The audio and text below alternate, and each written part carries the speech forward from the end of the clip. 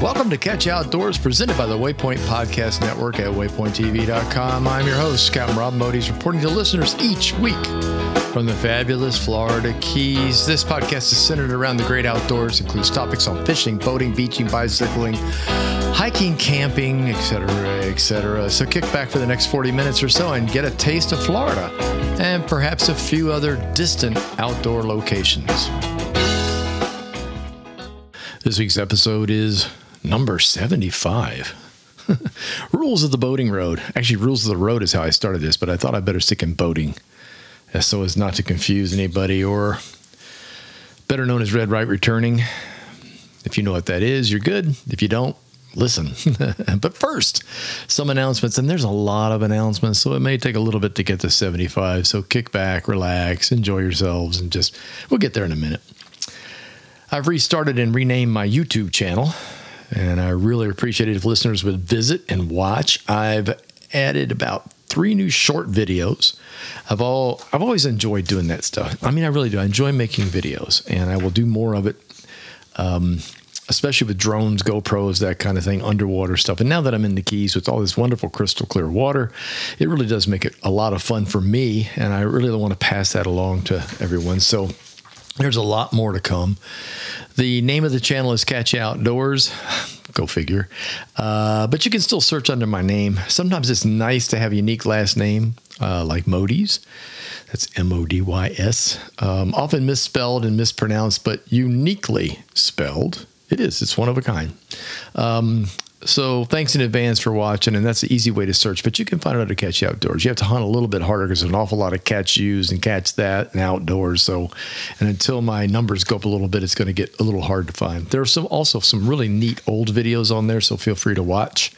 But the 3 new ones should pop up right away. I attended with my lovely wife the Upper Keys Rotary Gigantic Nautical Flea Market. That's a mouthful. At Flounders Park in Islamorada over the past weekend. This was Saturday, today's Sunday. So we went yesterday, and it was absolutely insane. I've never seen anything like it. I have been to many of these nautical flea markets. One on Danio used to be really good over on the East Coast near Fort Lauderdale.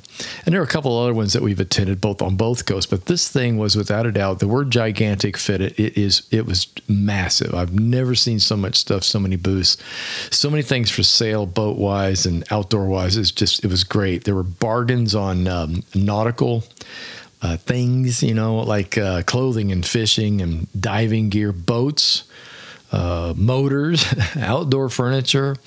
Man, it was incredible. And still serviceable boat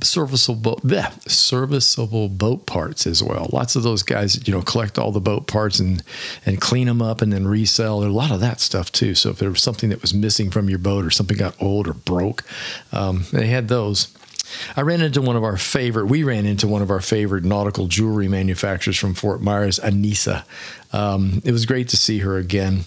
Be sure to check out her ocean-inspired jewelry at AnissaJewelry.com. It's spelled A-N-I-S-A, Anissa Jewelry. She has been doing shows for as long as I can remember. I met her at one of the original boat shows in Fort Myers. I believe it was probably the Florida Sportsman Show that they used to do there. They don't do it as much as they used to, if they even do it anymore. But Anissa was there with basically a desktop, a picnic table with stuff on it, and now she's got a full-blown booth, and her stuff is really great looking, both for guys and gals. Some really good nautical-oriented stuff for guys, and lots of stuff for the ladies, so check it out. We also stopped by the Avail tent and chatted with Clay and Stephanie. Those are the YouTube stars from Life by the Bow. We love watching that channel. Nice folks, good about sharing their experiences about fishing and boating here in the Florida Keys, especially around the Key Largo area. That's where they live. And it's really worth watching. So if you get a chance, pull up your YouTube channel, search for Life by the Bow, and give it a watch. I think you'll enjoy it. They're really an engaging couple, so it's a lot of fun to watch. Got 3 published books: What I Know About Fishing Southwest Florida, Bridge to Paradise, and Take a Kid Fishing, an adult's guide for introducing youngsters to the world of angling. All are available on my website at catchoutdoors.com. You can also order them via Amazon Kindle. All three are also available in the Keys at the Sandbar Bookstore on Tavernier. And you can also pick up the books at 239 Flies in Bonita Beach and Southwest. That's on the southwest coast of Florida, and at Lear's Economy Tackle in North Fort Myers. And yes, you can order them, like I said, from Amazon. That makes it easy. But the books that you order directly from me are much prettier. They're first prints, and they're also signed. Fishing report. Fishing was outstanding the past week. It's been amazing. Most of Florida, if you're listening to this in Florida, you already get it. We were stuck under this great big high pressure system that is delivering a mess from California all the way to Massachusetts. The jet stream is well above us. We are trapped below it. We had 87 degrees today. We're looking at maybe 90 tomorrow. Almost no winds. It has been amazing. And the fish just lit up. I did a kayak trip on Tuesday back up into my haunts of Largo Sound. I landed more barracuda than I even care to count. It was like every cast. I kid you not. That was just one of those days where everything you threw in the water, they decided to hit. I got some really decent snapper. Finally, I got a keeper. Got a really nice 15-inch that I took home for dinner. Everything was caught on Gulp swimming minnows, pearl white, 1/8 ounce jigs heads. But it was crazy. It was like even everywhere I paddled and looked down, I had fish scooting underneath me. It was just great. Anyway, fishing report part 2. But wait. There's some big news. Jonelle and I are boat owners again. It's been 8 years. Hard to believe. That's when I was diagnosed and with a cancer, and we kind of had to give up boating entirely. So 8 years later, we finally broke down and did it again because we live in the Keys, and we thought it was stupid not to. New Mako 18 LTS is ours. I used to drive the 21 LTS for Bass Pro. So it's kind of a natural. Just go down to a smaller boat. They can slip into the backcountry a little easier than the 21, and there you go. Thanks to all the guys in sales and service at Bass Pro Shops in Fort Myers. You all really went the extra mile to get this boat rigged and ready in a flash, so I could come over there this past Thursday and pick it up and bring it home and get it out there for the fishing report. Part 2 from the maiden voyage of the new boat. That would be today, Sunday morning. I'm doing this on Sunday afternoon. We named it the Edwin May. I know, it kind of sounds like a big ship name, but there's a reason for it. Both of Jonelle's parents passed, and we thought it'd be cool to name it after both of them. They did a lot for us, and they're great people, and we've really enjoyed their company. I miss them terribly. I know Jonelle misses them terribly, but I can't tell you how nice those two people were, and are, wherever they may be. The Edwin is Jonelle's dad's middle name, and the May is her mother's middle name. So Edwin May. So there you have it. We got the initial stink off the boat with a hardhead catfish. Okay. It was on artificial. Jonelle got it. Of course she got it. Not surprised. Then we managed a bunch of ladyfish. Both caught a whole bunch of those. And I got one very nice sea trout and lost one. The sea trout I got on the boat, I did not measure it. We put it back. 18 inches, 17, 18 inches. Really nice trout. All were caught on artificials. Again, back to the pearl white Gulp swimming minnows on jig heads. Works for me. And it was nice to find an area. We've never, ever fished in those areas, okay? We know zero about them. We basically just watched for bait, and we found sheets of it in an area, and the bait was moving around quite a bit, so we started working under the bait, and, of course, the ladyfish were there. We were looking for others, but, time didn't really permit. This was the maiden voyage. We kind of wanted to, shake her down and see how she operated and stuff like that. So that was the fishing. Believe it or not, fishing was kind of secondary. We got a free dolphin show while we were out there. An adult, along with our youngster, was cruising around us and paying close attention to us. Got some nice photos of that. And then we got a visit from a mama manatee and her young calf. Yeah, quite a day. See, I love being back out in the backcountry. A lot of fun. Now on to episode 75, Rules of the Boating Road. See what I did there? This podcast subject stems from monitoring my marine radio while I was on the kayak trip back on Tuesday, and our recent purchase of a new boat. So, the boat was not that tough a decision, actually, but because of that, I kind of wanted to tie it together, because now that I'm boating again, I just want, we need to speak to this about navigation, boat operation, And there are a lot of tourists in town right now who do not operate boats very often. And it's kind of scary. Yeah, kind of. So we have a very long history of fishing down this way. Going back to the middle 90s, Janelle and I kept a boat over in Islamorada. We would travel down every other weekend from Fort Lauderdale and wet our lines in the back country and did quite well. Over the years, we learned navigation throughout the place, and we learned the where nots and how fors and what to do and what not to do and that kind of stuff. And anyway, because of that, I always carry a marine portable radio with me on the kayak. And of course, I'm going to have it on the boat now as well, and monitor channel 16. I also set the automatic weather warning on that. I know some nice days look so beautiful in the Keys, and then all of a sudden things just go really wrong really fast. So it's nice to have the weather radio turned on. But I heard a couple of things on the radio that made me want to add this to the podcast today and to talk about rules of the road, of the boating road, or the water road, if you will. It's just, this stuff may be common knowledge to most mariners and maybe not. So what the heck?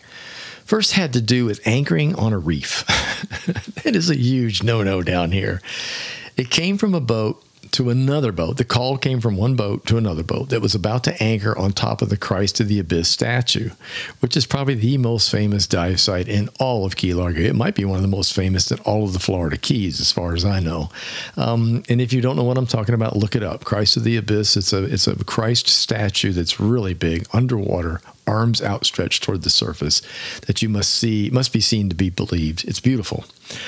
And oh yeah, so after that, a bunch of radio chatter happened until the newbie figured out what all those white floating balls are used for out there around the Christ statue, and those are anchor balls. You do not drop anchors on reefs here unless you want to be shot at sunrise by everybody around you. So let's start there. Almost the entire nearshore Atlantic reef system, we're talking in the Atlantic Ocean, but it's the nearshore stuff, is part of a huge marine sanctuary called the Florida Keys Marine Sanctuary. This area has very strict boating, diving, and fishing rules. I guess the best way to start this is to say, read up on the rules before venturing out, but of course, most don't. The problem stems from visitors. It does, mostly visitors. The locals know what they're doing and know not to do it. And if they did, they've been stopped and been given a horrendous ticket, very large tickets, and they'll never do it again. And there's data, of course, to prove this, that it's actually among the tourism. It seems most are fairly familiar with their home waters, but not so much down here. And they admit it. They admit it when they fill out forms, for example, for renting boats. Let's take a look at those primarily that boat on lakes. And I'm not picking on these people, but this is what they do. These folks up north boat on lakes. They get very deep at the shore. There are almost no shoals. There are almost no sand flats. There are almost no sand bars and no place to run aground. And if there are, you're going to run aground close to shore, typically. That's my experiences with the rivers and lakes of Kentucky, which I'm most familiar with. So it's very different up north. And there are other things they don't, they spend a great deal of time on lakes. So it's just, you just run, you just go. Down here, you can't do that. I think most people just marvel at the fact that you can go 3 to 4 miles out and run aground. It just blows their mind. And running aground 3 to 4 miles off of the Key Largo shore in the Atlantic means you're going to run into a reef, which is extremely bad and highly finable. You don't want to go there. $1,000 if you break coral. Not good. It can be more than that too if you do more damage. I remember having problems on the Ohio River, though. There were things up there, and I want to say, I want to speak to this because there are boaters that are experienced with it up there. They just don't seem to arrive in the Florida Keys. The Ohio River was scary as hell. It had falls. It had waterfalls. It's called the Falls of the Ohio. It's a really interesting area, and if you are not good at navigation and you're going at night, you could literally go over the falls. That would be bad. There also was several dams on the river that control water flow on the Ohio and south into the Mississippi River. And those things were pretty crazy, too, if you really get down to it. They can turn on and shut off that dam in a moment's notice. So in other words, you're just cruising along, you're enjoying yourself, and all of a sudden you hear this great big horn go off. It's a a klaxon. You can't miss it. That means they're getting ready to open up the dam. It means water's going to come flowing out of there. So if you're fishing around the dam or near the dam, you got to get the hell out of the way. So there are things that people watch out for that those of us from Florida would not be the least bit familiar with. So out of fairness, it kind of works both ways. You just need to understand that down here in Florida, there is a ton of shallow water. Okay? There's marker buoys as well for crab and lobster traps. There are buoys to anchor. There are buoys to stay out of an area. They have these brightly colored, reddish colored, pinkish colored buoys that have special markings on them to say, don't go in this area. We have yellow buoys that border great big, huge grassy and coral patches that you're not allowed to fish in. You can go into it in the boat. You can go in there and snorkel if you want to, but you are not allowed to jump in the water at those. I'm sorry, you can't. You're not allowed to fish in those waters inside of those yellow buoys. So it's very, very important that you understand those rules before you wander into the Atlantic Ocean anywhere along the Florida Keys, because you're going to run into these reef areas, and these reef areas are very delicate, and we're doing the best we can to try to protect them. Okay, here's a tip. Any boater can take a free online boater education course that takes about 2 hours. If you pass, you'll get a certificate that's suitable for framing. The funny thing to me, the certificate is provided by the Indiana University's Epley Institute of Parks and Public Lands. I understand, they are the people that put all these together, but it seems really wild that you've passed something about our reefs, not crashing and burning on the reef, not hurting the reef, et cetera, et cetera, et cetera. And you've passed all the rules and regulations on this course, and it's given to you by the Indiana University. I don't know, I find that kind of funny. The second radio call of the day was for running a slow zone, no wake at speed. This happens a lot. This doesn't just happen in the Keys. This happened on the West Coast when I was working in the Lee County area of Pine Island Sound and Matlacha. So people just seem to be oblivious to the slow speed signs. I'm not sure what the deal is. And slow speed means slow. Just stop.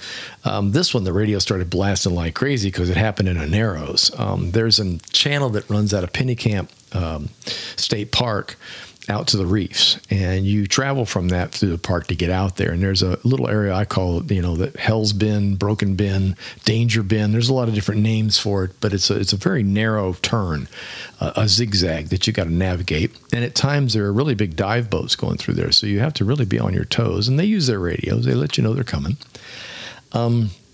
So having the marine radio on is very, very important. Well, the radio just went off crazy because this guy was just running it. He just decided it'd be more fun to run. That's a great way to get yourself and everybody else killed. And it was just, we're like, the banter was unreal. The best part about this was after he rounded the last bend and headed out into the Atlantic Ocean, there was the FWC officer sitting there, turned his lights on and nailed him. So poetic justice. I guess that never happens, by the way. That when something like that happens, it just, it escapes and they escape, and then everybody's yelling and screaming and carrying on. Let's see. The last radio call was made by a lost sailor. He was asking for directions to a channel entrance. There are quite a few folks trying to help, but the boater had no charts on board and no GPS, and had absolutely no idea what red and green markers meant. And why they're so important, especially around here where you don't want to run aground, especially in the Keys. I mean, geez. And any other Florida water system for that matter that has shoals, we might as well throw that in there. I don't know the outcome for this poor fellow. I really don't. I hope he made it home safely. About those markers, it works this way, and it's real simple. The simple saying is red right, returning. But that can be difficult if you don't know whether you're coming or going. I'm not joking here. It's true. Some people don't. But there's a way to tell that too. The numbers work like this on markers, okay? The red markers have even numbers, and the green markers have odd numbers. The lowest numbers start at the seaside entrance to channels. So if you come up on a marker coming in toward a beach, for example, or from outside coming into like a bay, it will generally be number 1 green or number 2 red. Okay? That's the first thing you're going to see. And if one got blown down or is not out there anymore, you'll see a low number for your approach. And a lot of times they'll be opposing each other. They'll be one on one side and one on the other. This will be red on the right, and a green on the left because it's red right returning. You're going to take all the red markers on the starboard side of your boat. What's starboard? Or port? Okay, for that matter, you really do need to study before you're heading out on the water, okay? Because you're going to find out that starboard is right and port is left. Easy to remember, by the way. Starboard has a lot of letters. Right has a lot of letters. Port has 4 letters. Left has 4 letters. You can kind of just put that in your mind. But red right returning. A really good reference book for all things boating is Chapman's Piloting. It's a book called Seamanship and Small Boat Handling. Oh, gosh, my copy's probably 20 years old at least and still very usable. There's brand new copies out there. It sells for a whopping $59, I think, for the hardback versions on Amazon. There's only 650 pages, right? I mean, it covers everything from the very, very, very novice stuff at the very beginning to the most complicated navigation pieces at the end. It's a great book, great reference book. If you're serious about boating, serious about getting into boating, you've started real small and you're getting ready to graduate to something bigger, or you want to get more bodacious. You want to make trips out to the Bahamas, or you want to make trips down into the Caribbean by boat from the United States, from Florida. This is the book to have. Let's see. I was going to tell you there's a Kindle version of it too. I don't think that's very practical. I like having that book in my hands. It's big. It's a big book, like one of those tabletop books, a coffee table book. And so when you pop it open, it's got lots of great charts and things like that. I think that would be really not so adaptable to Kindle, but for all intents and purposes, Kindle's is less than $20 and the full book is $60 if you buy hardcover. But I think it's much easier to use it that way. Anyway, it'll walk you through everything you ever need to know about boating and does it in an easy, understandable format. I mean, that's the best part about it. I used this book long before I got my captain's license. And then when I went for my captain's license, I used it as my study manual. So it's good stuff. Let me read you this. This is from the foreword in the book. This is from the Commandant of the United States Coast Guard. The 2 most important items a boater can have are skill and judgment. In fact, it's been said that a superior boater is one who uses his superior judgment to stay out of situations requiring the use of his superior skills. That is why this book is so important to every boater. Being in a boat on the water is a wonderful experience, but it's also a challenging one. I could not agree more. Something else to consider, if you're having trouble understanding some of the more complicated items in the book, or any book for that matter, take a boating course. With either the U.S. Coast Guard Auxiliary or with one of the many U.S. power squadrons located all over the country. It's the U.S. Coast Guard Auxiliary. It prides themselves. These are generally Coast Guardsmen that have been enlisted men who served short time, didn't retire. They still want to get a little bit of Coast Guard time in, so they join the auxiliary, and the auxiliary lets them continue to instruct and teach people and do things like that. And they're good. The courses are excellent, and so is the U.S. Power Squadron. My dad was a member of that years and years ago, and that's also one that's found all around the country and do all kinds of fun boating stuff, but really try to get you into boating in a safe way. And then they do all these great trips, boating trips. Some of them are quite long. Some of them might take you across the Atlantic Ocean over to the Caribbean. You never know. Please understand, I'm not one to discourage anyone from wanting to get out on the water in their own boat, but you have to be safe about it for the sake of others out there. And for the others like your family and your friends and people like that. I mean, people worry about you, especially if they know, where did he go? What did he do? You got to make it back to the dock. They get very antsy if you don't. I can't say that I blame them. So that's the hard part. So make sure that you take the time to learn how to boat correctly. Shopping for a boat. I just did that. It's kind of the fun part, to be honest with you, sort of. There's a ton of decisions to be made on what you're going to do as far as buying a boat is concerned. And I didn't really think about that until I got back into it, quite frankly. It just sort of went right over my head. I had a couple kayaks. I still have them. They're not going anywhere, by the way. I still enjoy shallow water fishing in a kayak. It's absolutely amazing. But boat shopping, wow. Things have certainly changed in the last 8 years. There's so much new technology. There's so many new designs, hull designs. You can get a lot of boat for a very small size now. Like the 18 that we have is, keeps the splash away from the boat. Very little water gets in the stern through the scuppers. They've got that all locked up now. There's just some little bitty things that have happened over the years that I'm like, wow, that's really great. The motor we have has an app on my phone and tells me everything that's going on with the motor, how many hours, oil pressure, when it needs to be cleaned, adjusted, blah, blah, blah, blah, blah, 100 hours. I'm like, on an app, on your phone, talks to your motor. It's, okay, that's cool. The onboard electronics are really amazing. The trolling motors now have a thing called iPilot on them, so they can anchor. Basically, you tell the trolling motor you want to stay right there, and the trolling motor keeps you there. Pretty cool. Power poles. I think I had one of the very first ones ever when I was guiding. Short little thing. Gave me lots of problems, but it was obviously something that worked. And over time and with perfection, that thing is without a doubt probably one of the best in the business. The power poles are a shallow water anchoring system. If you haven't seen one, if you don't know what it is, they make them for all the way down to kayaks, all the way up to big boats. Well, to 10 foot deep. So I don't know if they make one any deeper than that. I don't think so. I got the 8-footer, which is plenty. It's really remarkable. You press a button and it scissors out behind the boat and puts a shaft down in the water, stabs it in the sand. You don't go anywhere, period. It's like brakes, sort of. I don't think you want to do that, but it's nice for little moves. I love it. You can put that down, and then when you want to move in just a little bit or over just a little bit, you pop it up. Maybe the current or the wind will take you there without even using the trolling motor, and you put it back down in the water again. Again, it's called the Power Pole. It's made right here in Florida. It's from up around Sarasota. It's a fantastic product. And the service on that is second to none. I have never in my life I've never had service that good. When something goes wrong, like you break a bolt, you break a cord, something happens to it that either you did it or it did it, either way.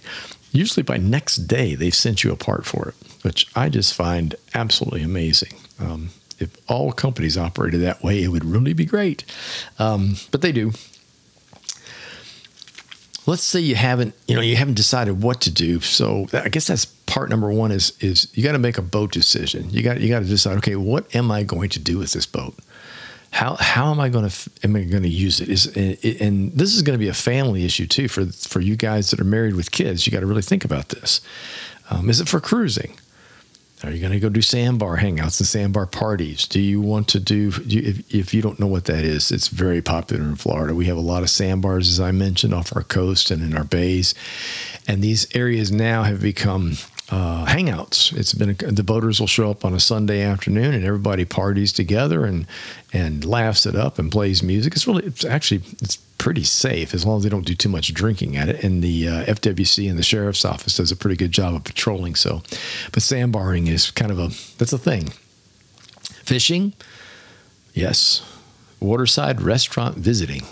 That's on my list. I love it. I love pulling into the dock at a waterside restaurant, get a nice big burger and ice cold beer for lunch. That's just part of boating. Sightseeing, like we did today, boy, manatees and dolphins all in one day, not to mention all the birds we spotted and the places we visited up in the upper ends of above Key Largo, back up in Florida Bay. We saw some beautiful places up in there. So remember, it's not just what you want to do either. It's when I mentioned the family, it's what the family wants to do. So there's a lot of consideration on where you're going to go with this. Charter, perhaps. I always like to mention that.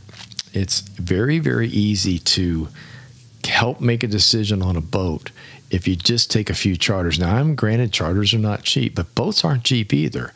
And it's nice to be able to hedge your bet and make a solid decision ahead of time by simply going out on a boat with a charter captain and telling him what you want to do.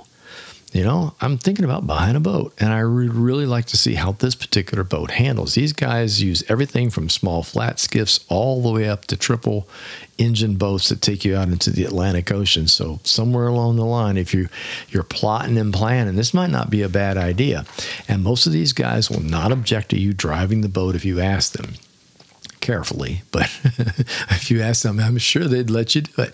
Actually, no doubt about it. I would let you do it on my boat when I had my Mako 21. People go, how does this thing drive? I said, here, Here, take the helm. Try it. See if you like it or not.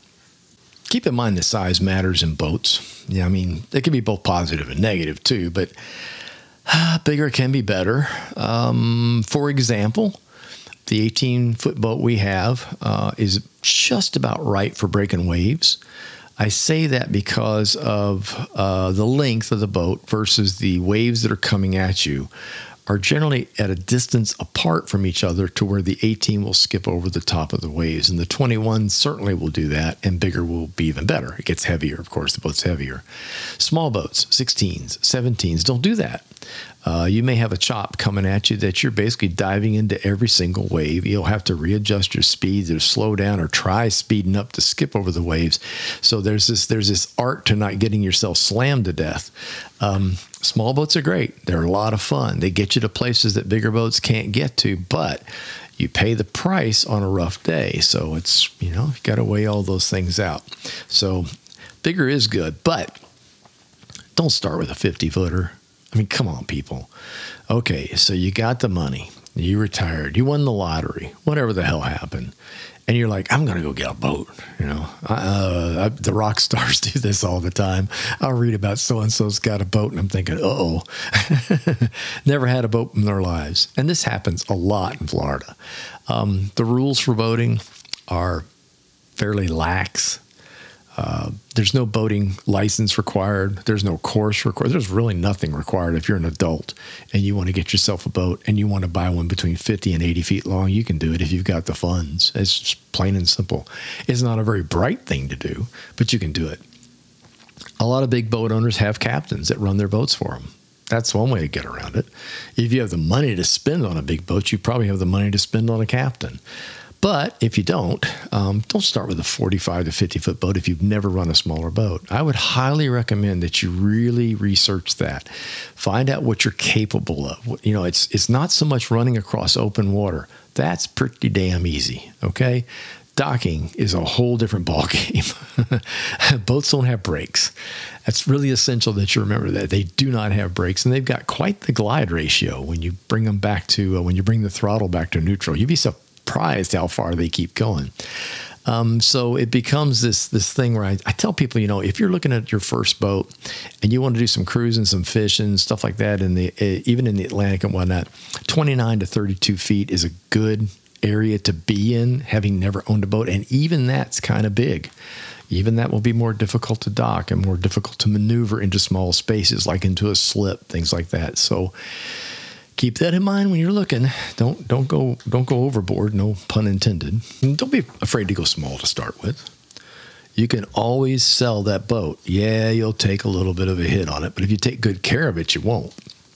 Down here in Florida, let me tell you what, the best time in the whole world to buy boats is April and May. Do you know why? I'll tell you.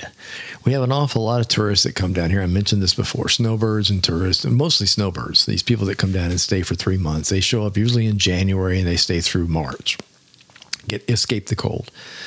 Honey, I want a boat. Okay, darling, let's go get a boat. So they go get a boat. They have no idea what they want. They buy a boat.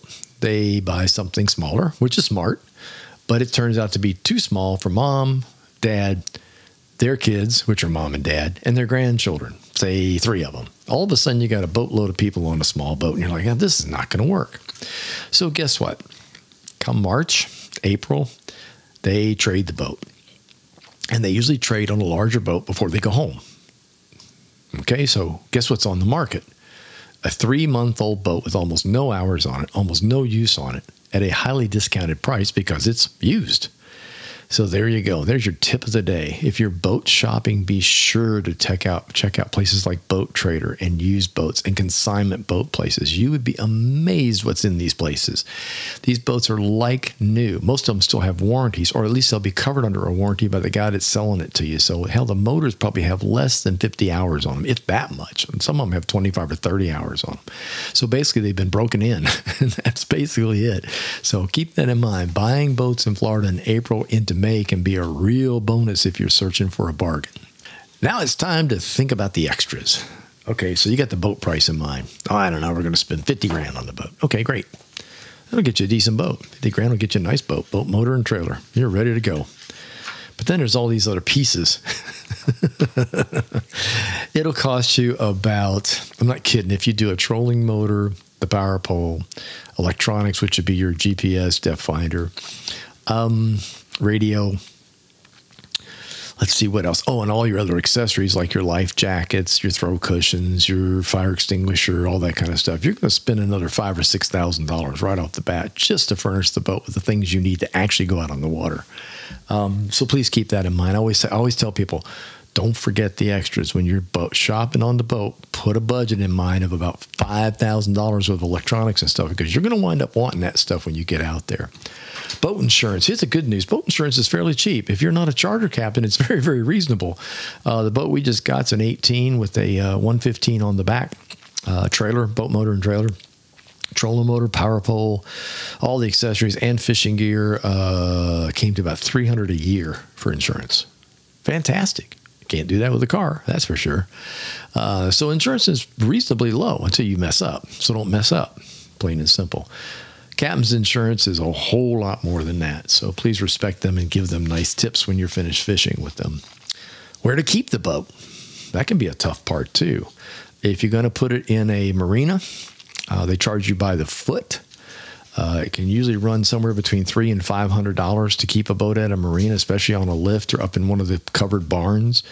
So please keep that in mind. If you don't have room at home, if you don't have a garage big enough to accommodate the boat, if you don't have driveway space big enough, you're going to have to find a place to put it and that's going to cost you another monthly fee.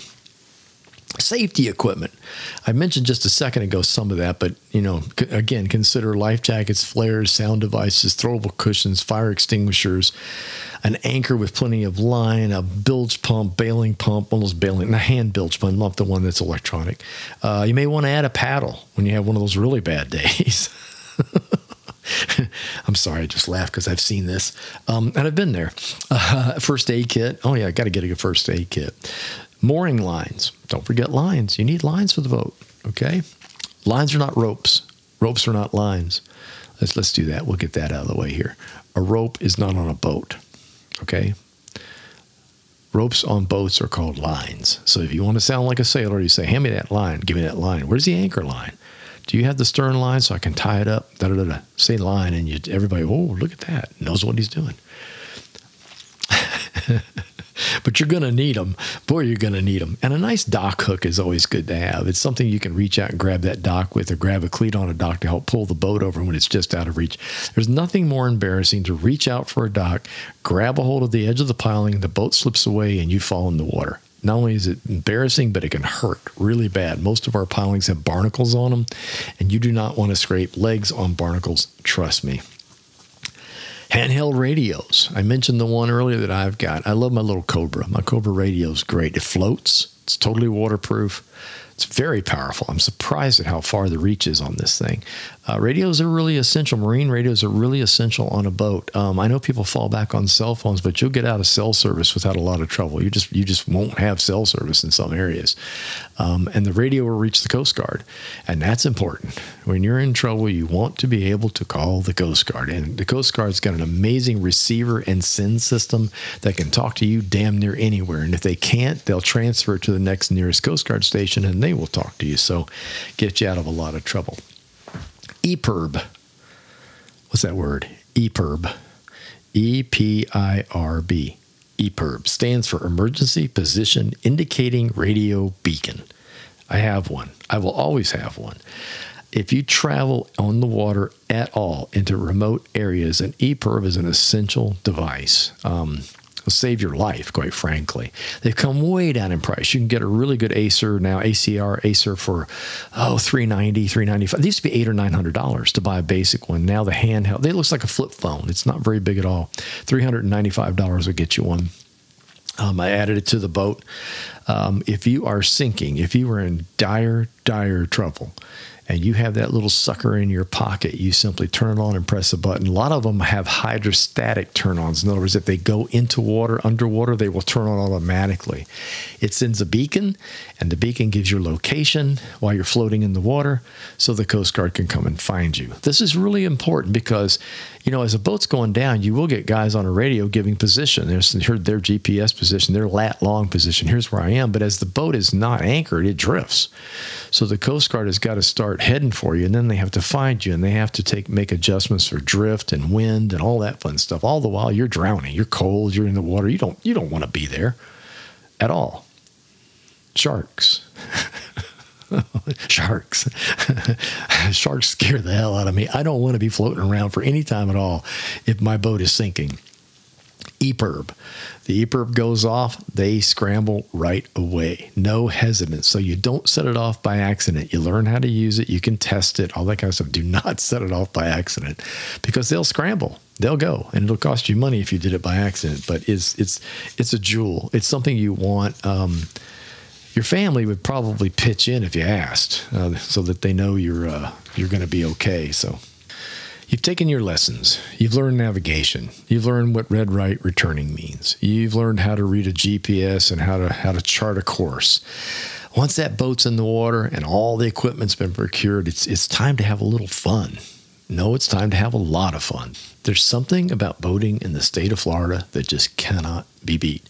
It'll take you to places that you've only seen on TV, back into the Everglades, back into the upper reaches of the 10,000 islands, down into the Florida Keys and all around the lower Keys in the Atlantic Ocean nearshore reefs and these wonderful places where you can dive and snorkel. And it's crazy. Florida's surrounded by 1,350 miles of shoreline.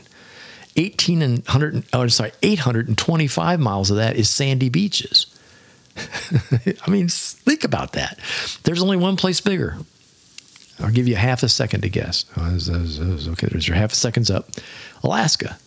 Alaska is the only place that has more shoreline. I'm sure they don't have as many beaches. It's mostly ice, but that's okay. But we have 1,350 miles of shoreline. We have more water than anything else, people. It's like, why don't you have a boat? The number of small islands is staggering, and many of them can be visited by boat. Some, if you're very brave, like with mosquitoes, snakes, and that kind of stuff. I once sat on a beach down on the southern tip of Florida and had a wild boar come out and poke his head at me. I'll tell you what, that'll wake you up. I was like, what the hell are you doing here? Fishing is out of this world. If you escape the masses by using a boat, you get remote access to some of the most amazing fishing places that you've ever visited. Yeah, it takes work. Yeah, you've got to practice you got to get out there and just do it. But as you start to learn these spots, it's going to get better and better and better. And you're going to catch some amazing fish. My personal record for species caught in one weekend was 28. That's right, 28 different types of fish in one weekend. Think about that. Where else can you do that? Nowhere. I'm sorry, you can't. I've done it in lakes up north. Believe me, 5 or 6 species in a day in a lake is really, really a good day. 28 species. That's pretty crazy. You'll see fantastic examples of nature. There are hundreds of birds. A bit less in the summer, but more during the winter time. That's the migratory period when all these different birds come and go across our skies. Pretty amazing, to tell you the truth. It really is. You'll encounter sea turtles, manatees, dolphins. There'll even be rare sightings of saltwater crocodiles where we are. I can't wait to see them again. I saw some last time I took a trip. I think I took a charter back in May, and the guide took us up into the back, and we saw like 5 crocodiles in one day. That's pretty amazing. So the possibilities are endless. They're really endless. Boating is a way to get away from it all. When I'm on the water, I'm usually concentrating on where to find the fish. There's no time to think about problems or the real world, and that's the positive side. I'm also far away from the internet, and that can be very, very pleasant. I don't know, it's just a good place to be and a good thing to do. So by all means, even with all the tough parts of learning the boat, learning navigation, learning what to do when you're on the boat and what not to do, just overall boat handling, it is still worth it. It's still worth it. If you buckle down, there's probably nothing better than that. Before I sign off, I want to thank people. I want to thank all of you so much for the notes and the really good questions I've been getting via email and also text. Keep them coming. I'll do my best to answer via Catch Outdoors and on the podcast as we go along. But again, thank you so much for sending all those really great questions and suggestions for more podcasts. There's more on the way. Don't worry.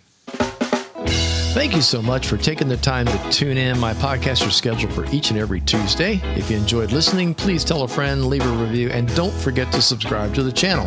Catch Outdoors is presented by the Waypoint Podcast Network. It's available on Waypoint and many of your favorite podcast providers. Facebook page is Catch Outdoors. The website is waypointtv.com and catchoutdoors.com. Until next time, get outdoors and enjoy.